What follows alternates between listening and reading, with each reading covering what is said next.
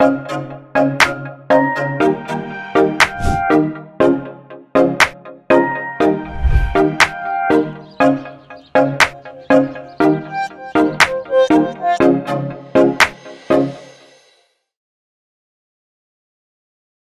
je m'appelle Philippe Saval. On est ici à la ferme du Vieux-Puy, donc à Pici-Pauville. Sur mon exploitation, je me suis installé en 2002, je suis arrivé ici en 2005. Et voilà mon domaine où je travaille avec tous mes animaux. Donc on est une exploitation essentiellement laitière, donc je produis du lait pour la laiterie Sodial.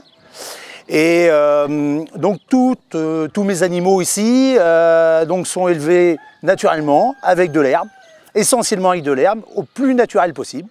Alors à l'origine, moi je ne suis pas issu du milieu agricole. Je me suis passionné avec un copain voisin donc, qui avait mon âge et étant gamin, la sortie à la ferme c'était sympathique. Et au fil du temps, on se prend au jeu et j'avais aussi avant tout une passion pour les animaux et on s'est dit pourquoi pas aller dans ce milieu-là. En plus on a un domaine où on recherche énormément de main d'œuvre et c'est un métier passionnant. Par contre voilà, économiquement c'est très difficile, il faut l'avouer, on travaille tous les jours, on n'a pas de vacances ou très peu, c'est les week-ends compris et surtout avec les animaux et c'est un métier prenant.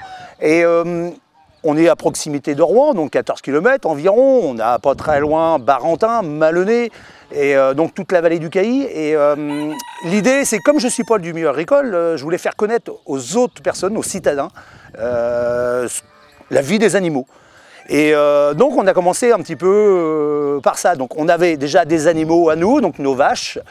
Mais après, voilà, on a commencé à avoir quelques chèvres, quelques poules. Donc on a des poules qui font des œufs bleus, on a des poules qui font des œufs marrons. Donc on trouvait ça sympa. Après, on a eu quelques ânes, quelques moutons, quelques chevaux, quelques poneys. Et on s'est dit, pourquoi pas faire découvrir ce monde des animaux de la ferme à des citadins et leur faire comprendre que tout petit, on a des poussins qui naissent jaunes, mais on a aussi des poussins qui naissent noirs.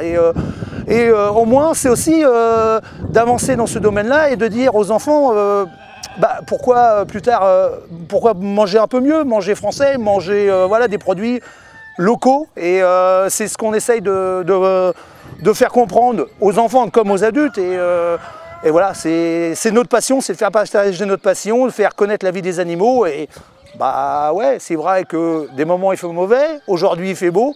Quoi de plus sympathique de travailler à l'extérieur? C'est aussi un peu ça l'idée, c'est de dire au moins ils vont savoir d'où vient le lait, comment sont fabriqués les produits. De temps en temps, quand on a des enfants, on essaie de montrer la fabrication de lait en crème. Et après on dit on remélange encore un peu et on arrive à avoir du beurre.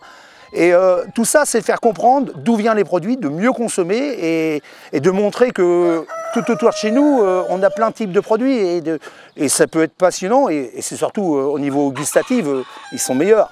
Voilà.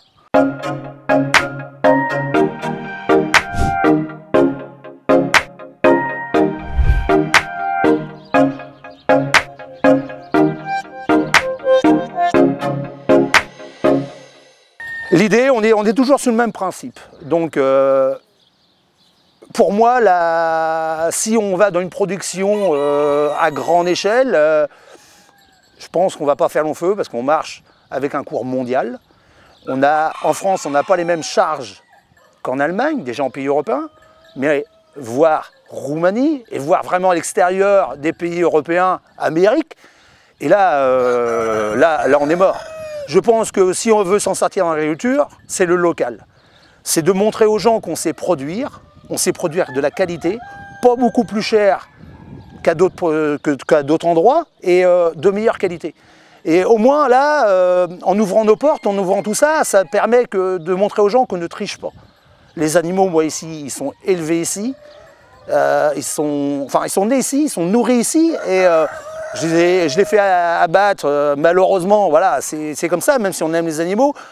Localement, là, au jour d'aujourd'hui, mon abattoir, il est à Cagny-Barville, donc chez Weber Ecker. Et donc on essaye de créer tout un cercle comme ça et de montrer aux gens que on peut manger local, on peut manger à des prix, que tout le monde puisse acheter, et voilà. Et donc mon petit commerce, c'est aussi pour vendre notre viande donc avec les normes respectives, mais aussi d'apporter d'autres produits de d'autres producteurs locaux. Donc il y a quelques temps, vous avez interviewé Thomas, donc la ferme de la Piverdière, donc qui fait tout ce qui est charcuterie de volaille, poulet, etc.